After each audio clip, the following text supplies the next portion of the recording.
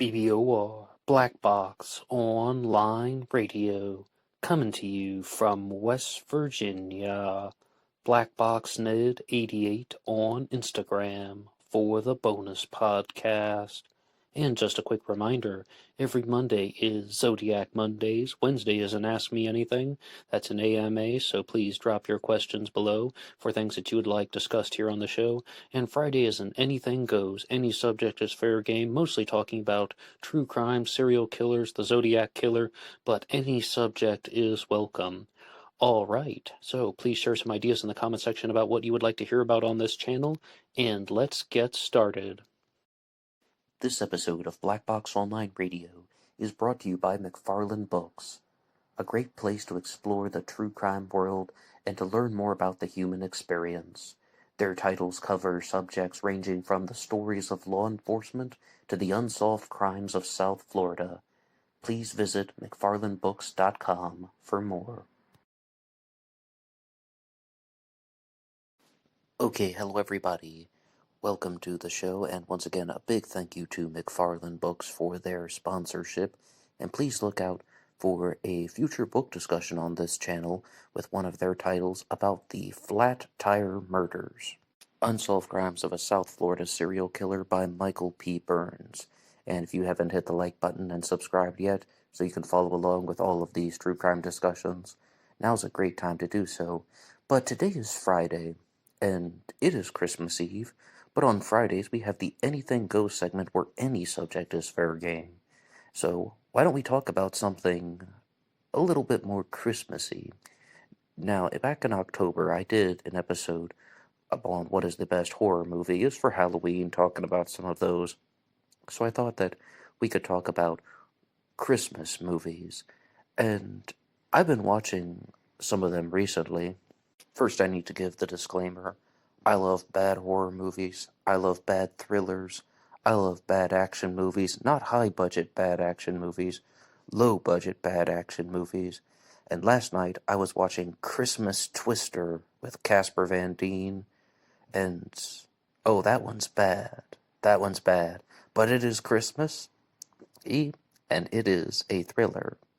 Now, probably the greatest thing I've ever done in my entire lifetime was responding to a particular question about Christmas movies. Somebody once asked, if you were a character from a Christmas movie, which one would you be? And I said, I think that we're all a little bit of George Bailey in It's a Wonderful Life, Jimmy Stewart, and I'm sure you're familiar with that one. But we're also all a little bit of Ernest Worrell in Ernest Saves Christmas. Okay, you had a meaningful impact on other people's lives, and you weren't always aware of all the good things that you've done for other people. However, with Ernest Saves Christmas, sometimes you have really silly things that you do. Sometimes you do things that are well-meaning, but you don't always understand the consequences. And it's like the contrast between being a clown and being a really good person. I think we're all a little bit of those two guys. And if you haven't seen the Ernest movies, I implore you, please have a look. And some of them are even on YouTube for free. But I got this list here of Christmas movies that we can talk about. Oh, but one thing, everybody's all about Die Hard. They say that Die Hard is the best Christmas movie, the original Die Hard with Bruce Willis, because it's set around Christmas time, right? What I don't hear anybody else talking about is Lethal Weapon. That Lethal Weapon is also a Christmas movie, and I thoroughly enjoyed the first 4 Lethal Weapon films, and as I understand it, they're going to do a Lethal Weapon 5, which is going to be directed by Mel Gibson, and the problem with Mel Gibson is, he seems like a rather unsavory individual, but he made some entertaining movies. He made some pretty good movies. I mean, Braveheart, yeah, I loved that one. I mean, everybody did, right? That's how I learned the word freedom. No, that's not true, but kind of is. And he also did the movie Apocalypto, which I haven't seen yet, but I like doing trivia games and boards. This one comes up all the time on trivia. What is the highest grossing foreign language film in the United States? Like a movie that was released in the United States that made the most money? It's Apocalypto from Mel Gibson. And I mean, if you really call that a foreign language, I think it's done in something that is not completely used today.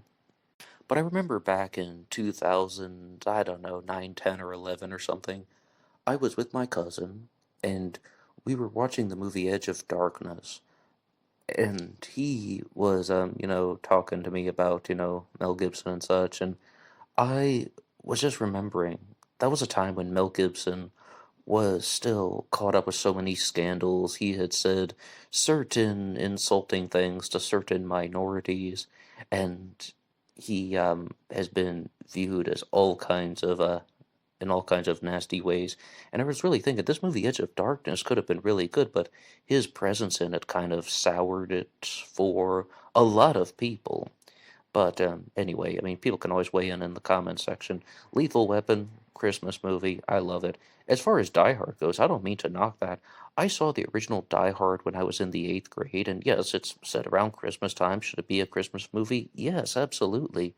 But there's something very important about the original Die Hard in terms of being an action movie, and it's an action movie that's actually really good. It's not like some of those crappy action movies that have a high budget so they can do some type of wacky special effects, but the characters suck, the story sucks, the acting sucks, the entire concept sucks. That's what we get a lot of. I mean, if you're going to do that, you do that in a low budget way and you make it look dorky, so it's still entertaining to watch because being dorky is kind of cool. But with Die Hard, it's all about a terrorist situation happens to an ordinary man, and he has to use his brain, and he has to use what resources that he has, and he has to do something in the name of goodness. I love Die Hard. Absolutely excellent Christmas movie. And when I was just talking about Mel Gibson there, I was thinking about when I did the episode on this channel called Several Crimes of Roman Polanski, because Polanski was also viewed in perhaps a more extreme way. I mean, he was viewed in a more extreme way. They say that he was a terrible person, but he was good at making movies. And the more I read about psychology, I find that I want to say that I read this quotation somewhere that somebody with psychopathic tendencies has very strong precision to detail, but don't quote me on that one. That's just a faded memory.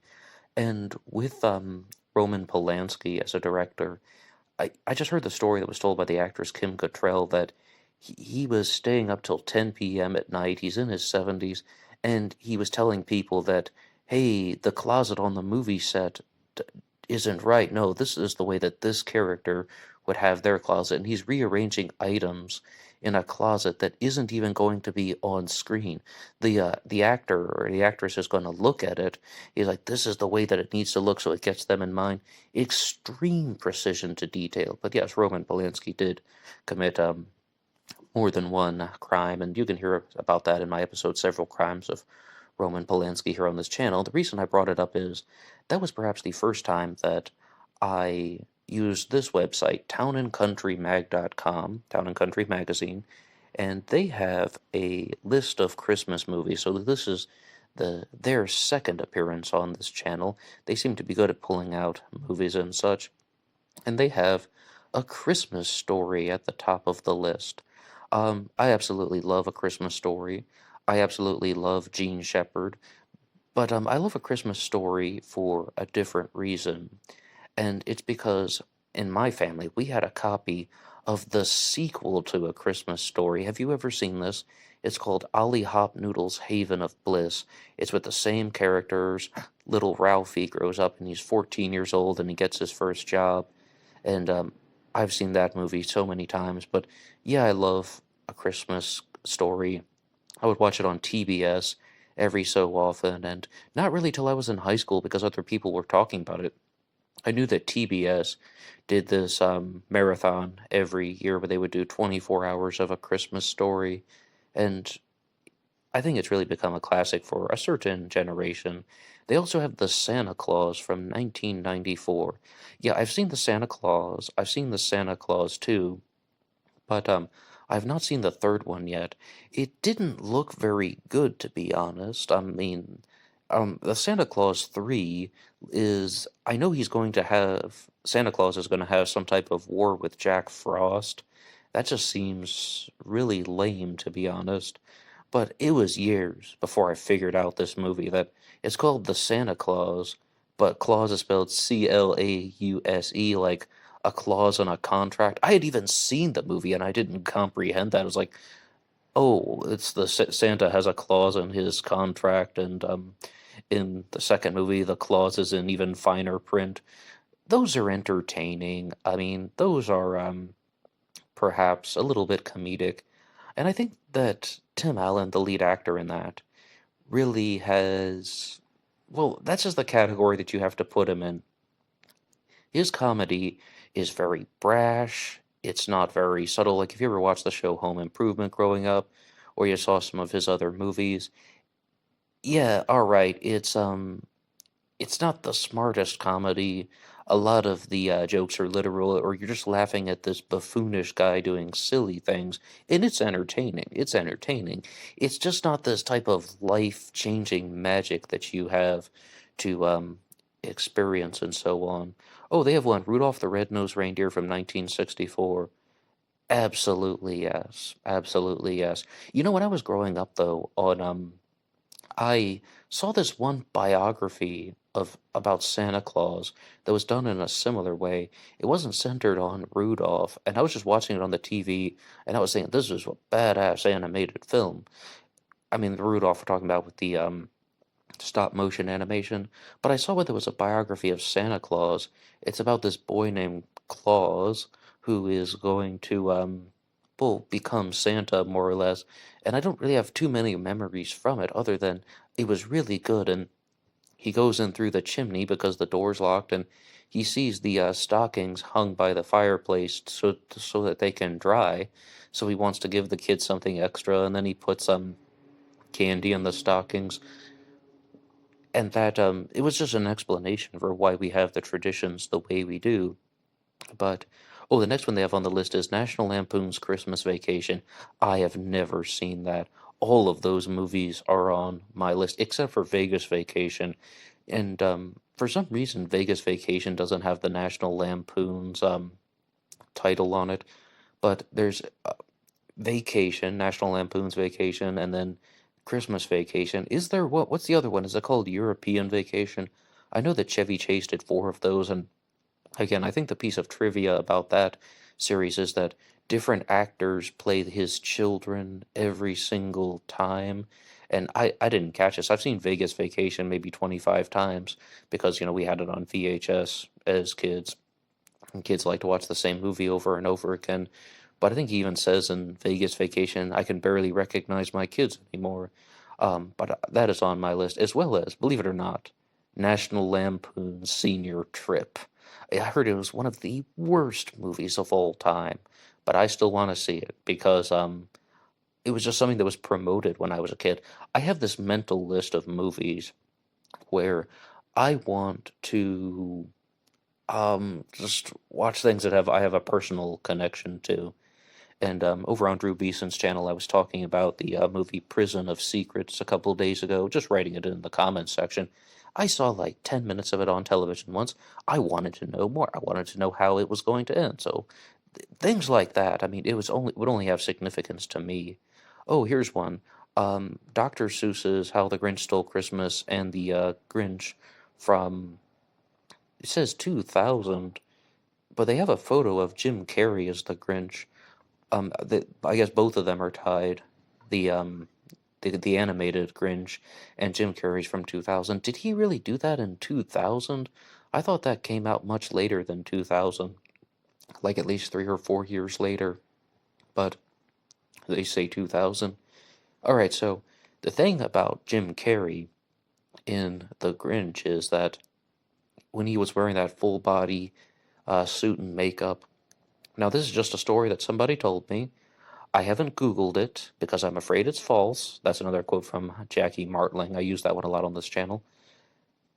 But what he said was Jim Carrey had to undergo 8 hours of makeup for the Grinch. Like when he's in that full body ensemble, it takes 8 hours to put that on, and then he actually has to do the acting. And he was starting to lose it. He was starting to lose control of his mental faculties. He was freaking out, and they had to bring in a guy who was like a CIA mind control expert on how to combat certain types of mental barriers and just like to kind of control him mentally so he could focus and to not just get so out of control when they're trying to do this 8 hours of makeup. And I do believe that about 8 hours of makeup because I saw an interview with Jennifer Lawrence when she was going to be playing Mystique in one of the X-Men movies, and she said that to turn her into Mystique, like the Blue Lady. I know that's kind of insulting to some of comic book fans, just referring to Mystique as a Blue Lady. She's actually a very entertaining character, especially when I would read some of the comics in bookstores and such growing up, and they used to have the comic books just right out there in the front, and Mystique is a great character. But she said it took 6 hours to do that. So that's why I believe it would take 8 hours to do something more complicated. But yeah, he started losing his mind, so they had to bring in a mind control guy to stabilize him. Um, I mean, maybe. Oh, A Charlie Brown Christmas. Absolutely, that should be on there. One of the best Christmas movies. I love Charlie Brown. And, oh, do you guys like trivia? You can see that I do. I just recently learned that, in the 80s and 90s, Charlie Brown has the friend Linus, right? The guy with the security blanket. Linus was voiced by Jeremy Miller, who played Ben Seaver on Growing Pains, like the youngest kid in the family. He was the voice of Linus, not in 1965, but in the 80s and the 90s. I love Charlie Brown. I know that it's simple. I know that Robot Chicken even made a mockery of them saying, I said strong Christian overtones, trying to point out that, yes, all right, Charles Schultz, Sparky Schultz, as his friends called him, wanted to create something that was very wholesome, a little bit plain, but it has some just polite, well-mannered humor, and also just to point out the oddities of life, and a lot of it is semi-autobiographical. Charlie Brown, Charles Schultz, right? And I think that I read this in Charles Schultz's biography that his dad was indeed a barber, and Charlie Brown's dad in the comic strip is a barber, and in one of the early strips, I have the full anthology, he even points out, my dad's in that barber shop, I can visit him anytime I want. Oh, they have The Holiday on this list from 2006 with that's with Kate Winslet and Jack Black. And who are the other two people in that? Is Cameron Diaz, and there's a guy. It's about the woman in England and a woman in America, and they switch houses like a house swap. But I thought that was a perfectly entertaining film until I met people from England, and they were just like, they hate The Holiday. Can I do that in an English accent? I don't think so. I absolutely hate The Holiday. No, I don't think I can. But the reason why they said they didn't like the movie was because of the homes that were shot in England. They're like, you would have to have £1 million to purchase a place like that. Whereas, I mean, in America, yes, you'd have to be rich, but I get it, I get it. Europe, Great Britain, the housing prices are higher, and they're just like, these people are so rich, I don't feel anything for them. But if you do get a chance to watch the movie The Holiday, Jack Black plays a character that is comedic, but very likable. Sometimes he's going to be playing a character that is so silly you can't really appreciate, and sometimes Jack Black is trying to do things that are very dramatic, and I think it's fine. Like I saw the King Kong movie, the Peter Jackson one. Everyone said Jack Black didn't have the acting chops for it. I thought it was a perfectly entertaining film, and I wouldn't have thought twice about that. And when I watch a movie, I don't try to destroy it or tear it apart unless it's based on something that I think is very, very or something that I have maybe familiarity with. Like say for example, if they were to do a movie in West Virginia, and I would be like, that's not how we talk. Nope. But no, I'm from West Virginia, right? How do we talk? I can't do an English accent. You're listening to a West Virginian accent right here. I mean, I am West Virginian. Since 1995, I was 7 years old when my family moved there, product of the American divorce system. And not all of us talk the same.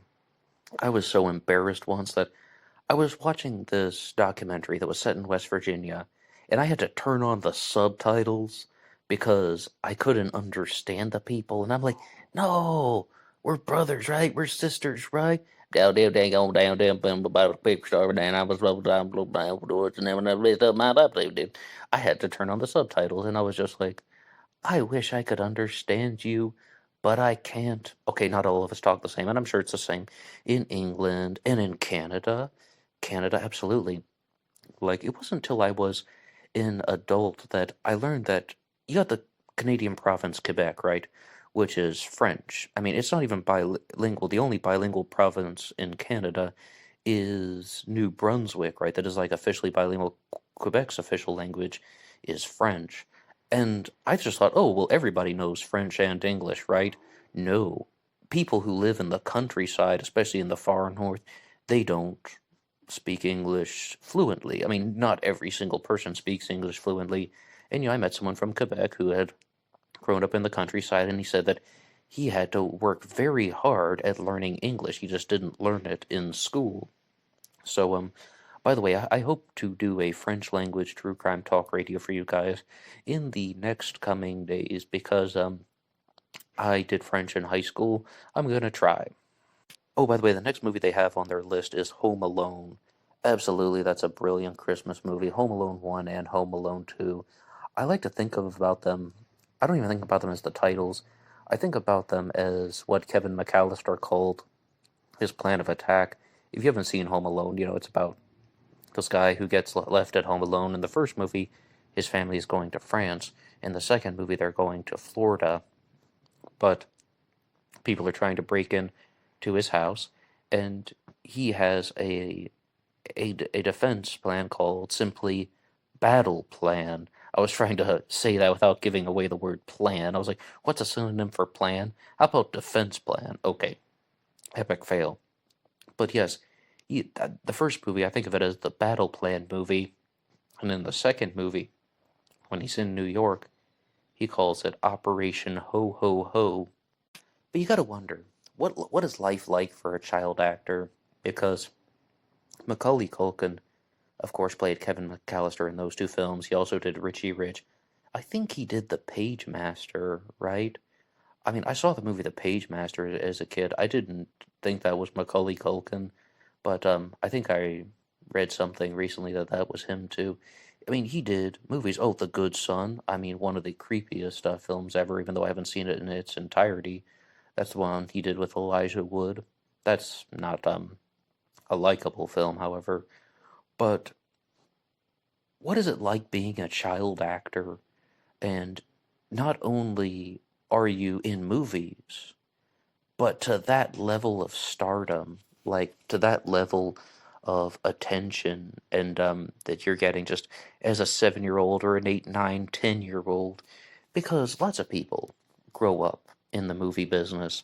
And back in 2019, I did an episode of Black Box Online Radio where I was talking about the film Detainment. It's a short film that is about the murder of James Bulger from the UK.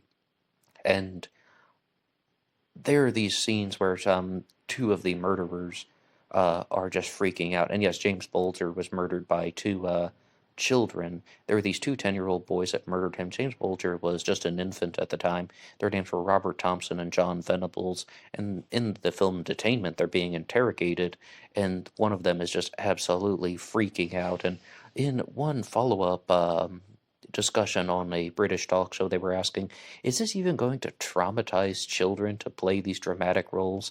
And the response that was given by, I think it was maybe the director of the film or someone who had connections to the film, was that no, because even though some actors are children, they can be very talented, and that's just it. That's just it. They're just very talented people, and they can go through very intense things. So it's not the acting that I think would be truly perplexing to me. it's about the fame, the popularity, the attention. It's about being a star at age 7, 8, or 9. And I was also watching an interview recently with Marsai Martin, and she is an actress from the show Blackish. And the show started, I guess, when she was 9. Her character was 8. For some reason, I thought her character was 5, and I don't know. I thought that was something in the storyline that they began in kindergarten. But again, she talks about how she grew up in that, and it's not the most famous program in the world. Not every person in America would know the name Marsai Martin, but she grew up in that, and that just became her life. And she was talking about how she just accepted working in show business, and I think it's definitely perhaps because of the not as much fame and attention and so on.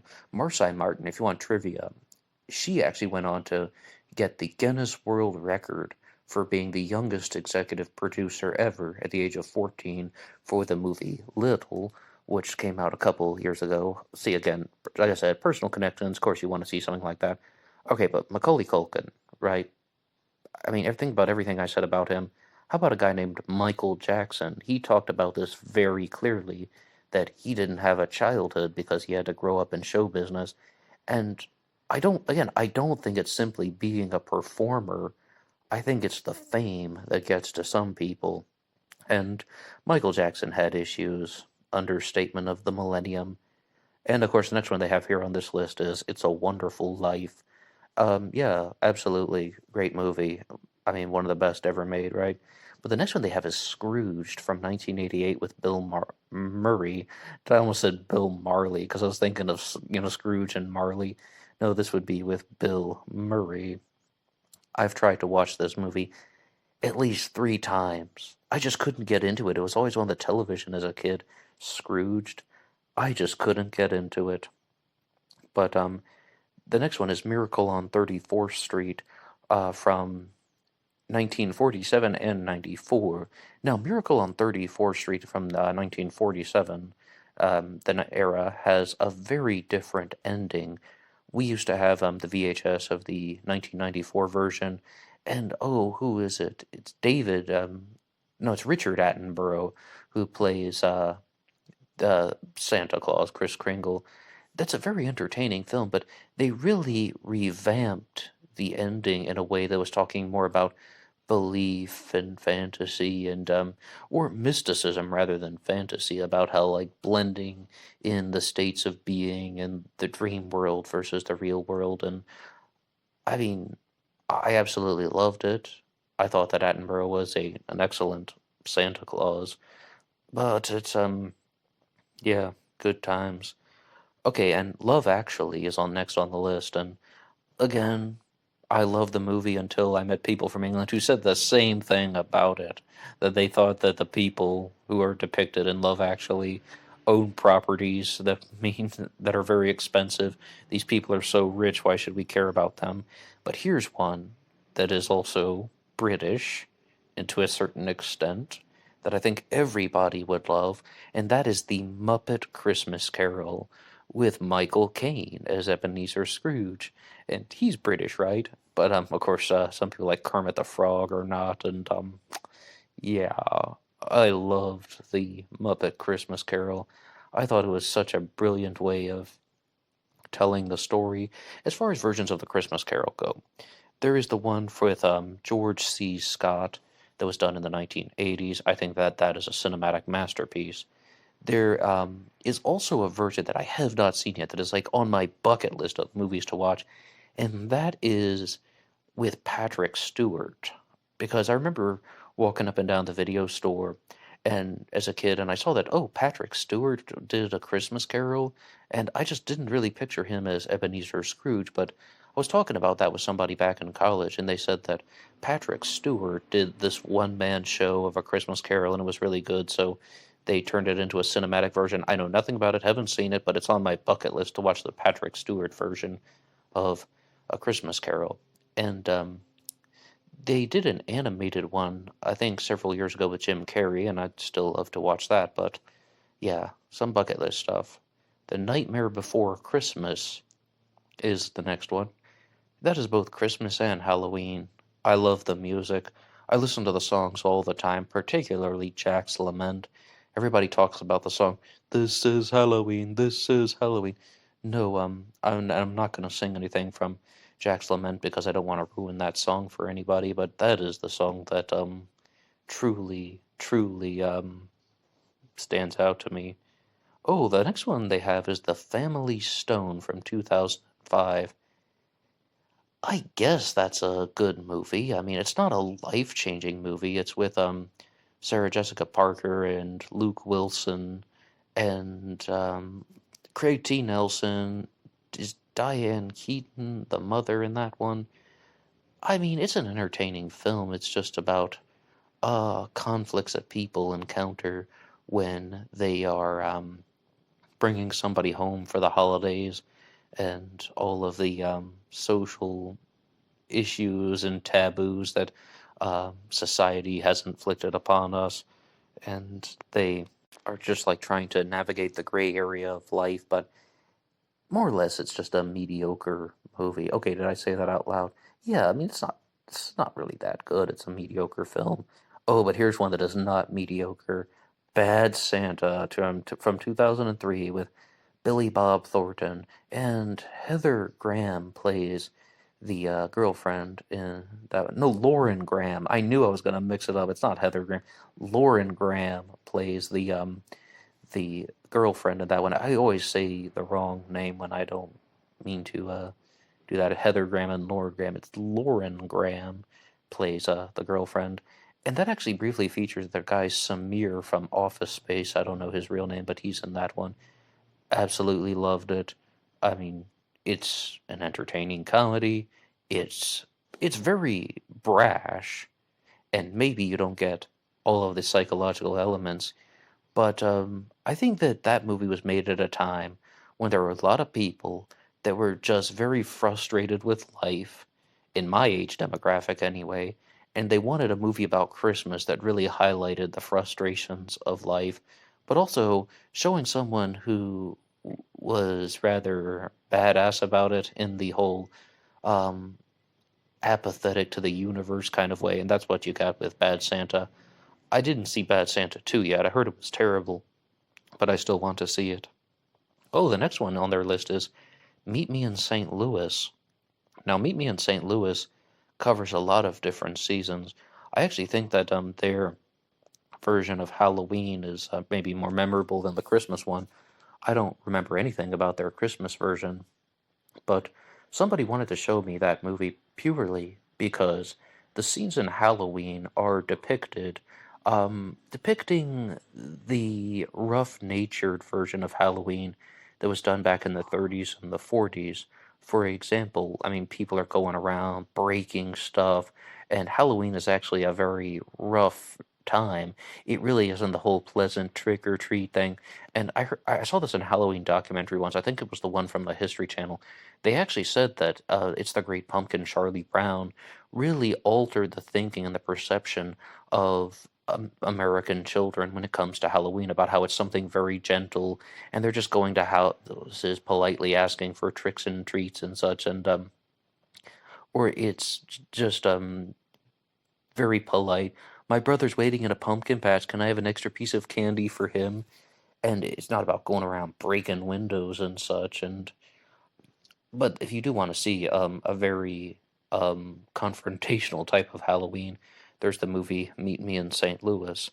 Oh, the Polar Express is on here. I love the kids' book. It's a long kids' book. I mean, when we were really young, our mother would read us that story every night um, before Christmas, and it's a long kids' book.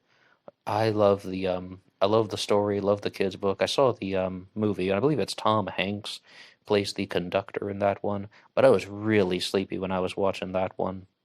Oh, they have Fred Claus from 2007. I never saw that. That's a Vince Vaughn movie. But they have Christmas with the Cranks, 2004, is on here. I saw this one, and after I saw it, I knew that I had to read the book because I thought there were things that I was missing. And I believe the book is by John Grisham, and I did. The book actually doesn't really provide a lot of the info that I thought I was missing from the movie. I've had a couple of those experiences.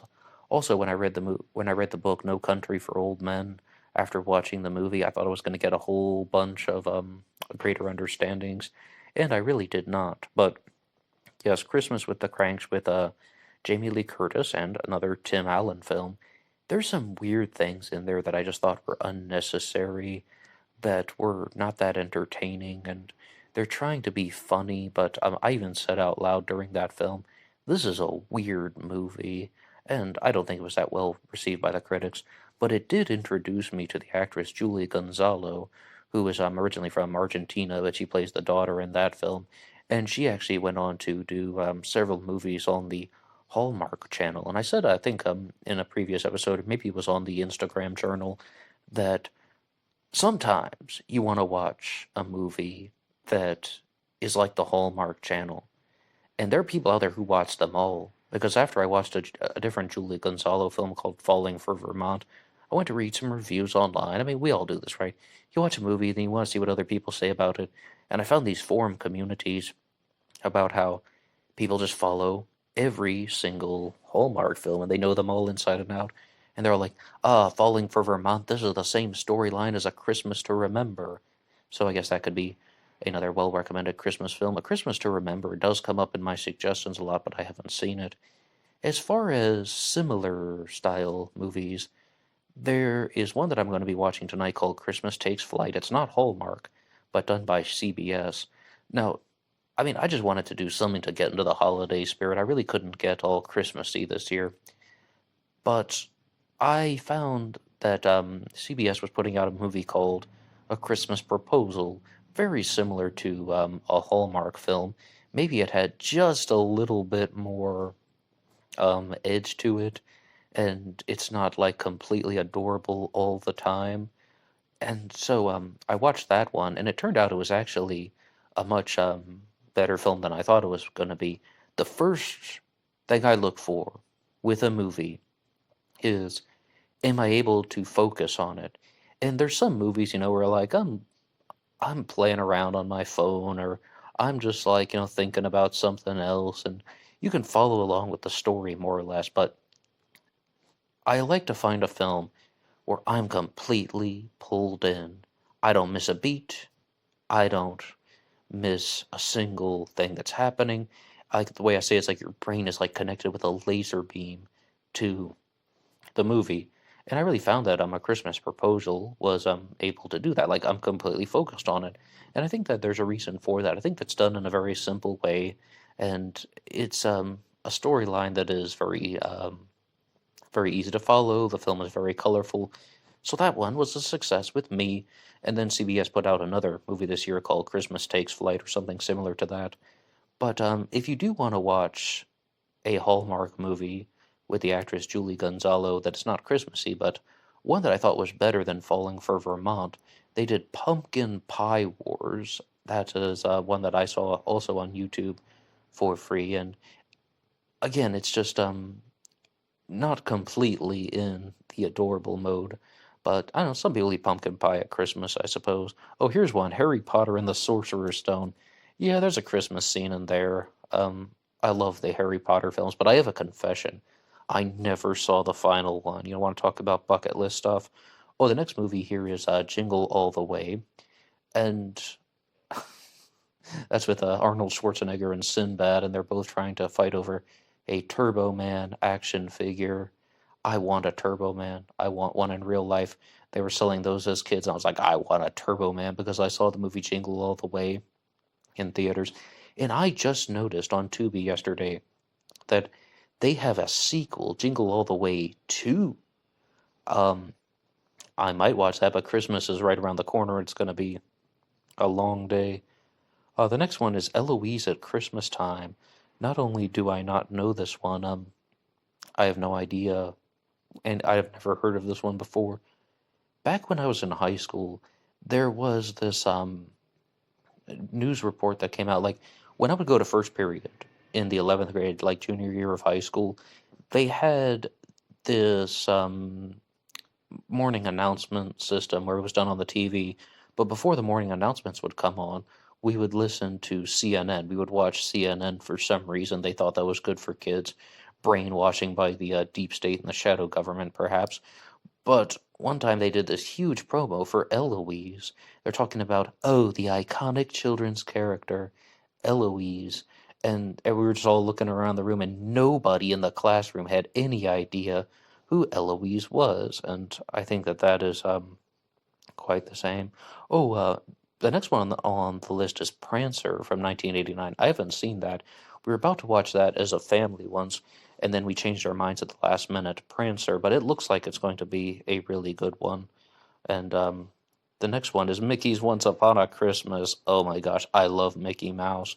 Even up until high school, I would watch House of Mouse just because I wanted to see a cartoon that was centered on Mickey Mouse. Yeah, we had Goof Troop with Goofy, and DuckTales had the Duck Universe, I guess that it's called. Donald Duck makes a couple appearances in DuckTales, but of course that's more about Scrooge McDuck and the nephews. The nephews Huey, Dewey, and Louie are both the nephews of Donald Duck and Scrooge McDuck. I don't think their father was ever named. Their mother is Della Thelma Duck, and their father is just a simply unidentified duck out there. But here's another piece of trivia. Huey, Dewey, and Louie, right? Dewey's name is actually Deuteronomy Duck. Oh, Frosty the Snowman is on this list from 1969. Back in 2020, I was listening to this program called the Jankass Podcast. It was hosted by David Sapp, Chase Siddharth, and Stacy. Sorry, Stacy, if I forgot your last name. But I've been following those guys for decades. I kid thee not. Because I have to introduce this in a long-winded way. Back in 2006, there were these cartoons that were put out on YouTube called Tomorrow's Nobodies that were animated by Chase Siddharth, and David Sapp was one of the actors in there. He was a voice actor, and they created this very silly and iconic caricature of himself. And then in 2007, 8, 9, they did the show David Forgets, a YouTube comedy show. Some of them were very short, like even 3 minutes long. Some were like a little bit longer, like 8 or 9 minutes. And it was funny. It was pure entertainment. And then, as the world of media progressed, they ended up doing a podcast called the Jankass Podcast. And I really found that David Sapp had this uncanny ability to talk about movies. And normally I don't like when other people shit on someone else's movie, but what he would do is he would watch a movie and then he would tell you all the reasons why the hero is a bad person. Like with Frosty the Snowman, they reviewed that one once, and he was like, "Hey, those kids stole somebody else's magic hat. That wasn't their hat. They didn't have the right to do that." And with everything that he watched, he could tell you the reasons about why the protagonist of the movie is actually doing something bad, and it was to the point where it was actually an interesting mental exercise. Oh, the next one on the list is White Christmas. Now, White Christmas is something that I want to talk about because Irving Berlin wrote the song White Christmas. I'm dreaming of a white Christmas. That song is also featured in the movie Holiday Inn. But Irving Berlin was Jewish, and he was one of the believers that Christmas is, for everyone, or that Christmas is can be celebrated and appreciated by anyone, even if it is not your holiday, because, of course, he celebrated Hanukkah. Oh, the next one they have on the list here is Jack Frost from 1998, the Michael Keaton one, not the Jack Frost mutant snowman one that I was talking about during the horror films. Anyway, the Jack Frost 1998. I've never seen this one. I could give it a try, maybe if I have nothing else to do. Santa Claus is Coming to Town, 1970. Let's see, I gotta read this here. Today, children everywhere are making preparations for an event shaking significance, the annual visit of Santa Claus, informs sources that the legions of junior citizens are making monumental efforts to cry and not to pout. What? What does that mean? I just want to know, is that biopic on Santa that I was talking about? I'm not sure. Oh, the next movie is Christmas in Connecticut, 1945. I've heard of it, but I don't really know it. Now, here's one, though. Kiss Kiss Bang Bang. I watched that one. It's with Robert Downey Jr. and I think Val Kilmer is the other guy in that one. Yeah, very entertaining movie. I don't remember anything about Christmas in that, but as it says, it came out in 2005. I don't Oh, let's see. It's been 16 years since I saw that one. 15 years actually, because I saw it in '06. But who's counting? The Bishop's Wife. That's with Cary Grant, absolutely. And there's a professional ice skater in that named Sylvester. And I believe they redid The Bishop's Wife, like they made a remake of that in the '90s with Denzel Washington, calling it The Preacher's Wife. Oh, and the next one is While You Were Sleeping, yes, with Sandra Bullock and Peter Gallagher, I recall. But that's one thing where Peter Gallagher, I think he gets hit on his head and he wakes up, and Sandra Bullock starts pretending to be his girlfriend, and he only forgot one person in his life.